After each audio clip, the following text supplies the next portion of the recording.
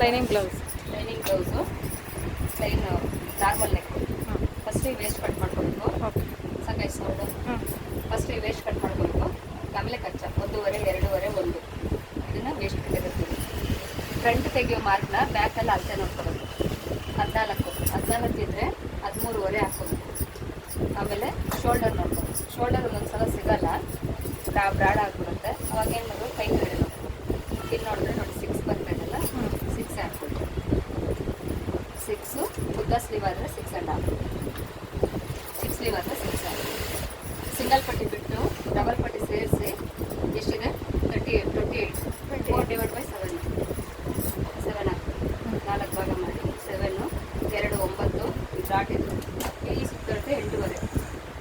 ಇದನ್ನ ಹಿಂಗೆ ಹಾಕಿ ಕಚ್ಚ 1.5 ಅರ್ಧ ಈ ಬಾಕ್ಸ್ ಒಳಗಡೆ ನಿಮ್ಮ ಸೈಜ್ ಇದೆಲ್ಲ ಇದು ಕಚ್ಚ. ಇಲ್ಲಿಂದ ಇಲ್ಲಿ 1.5, ಇಲ್ಲಿಂದ ಇಲ್ಲಿ 1.5, ಇದು 1. ಇದನ್ನು ಸರ್ಕಲ್ ಮಾಡ್ಕೊಳ್ಳಿ.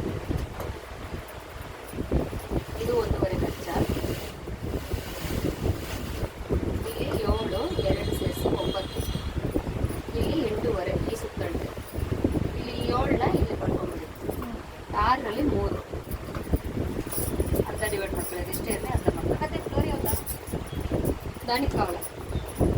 ಇದು ಬಂದು ಈ ಉದ್ದನ 7 ಇದ್ರೆ 7.5 ಮಾಡ್ಕೊಳ್ಳಿ. ಎಂಟು ಆಗ್ಬಿಡುತ್ತಲ್ವ ಅಂತ ಫೋಲ್ಡಿಂಗ್ ಎಲ್ಲ 7 ಇದ್ರೆ 7.5. ಇಲ್ಲಿ ಅರ್ಧ ಇಂಚು ಹೋಗುತ್ತಲ್ಲ. ಹಾಂ.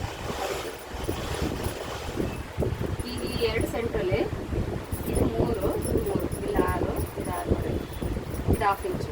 ಈ 2 ಸೆಂಟ್ರಲ್ಲಿ 2.5, ಇದು 1/2 ಇಂಚು, 1/4 ಇಂಚು, ಇಲ್ಲಿ 1/4 ಇಂಚು. ಇಲ್ಲಿ ಅಷ್ಟಕ್ಕೆ ತಗೋಬೇಕು. ಈ ಸೆಂಟ್ರು 2.5.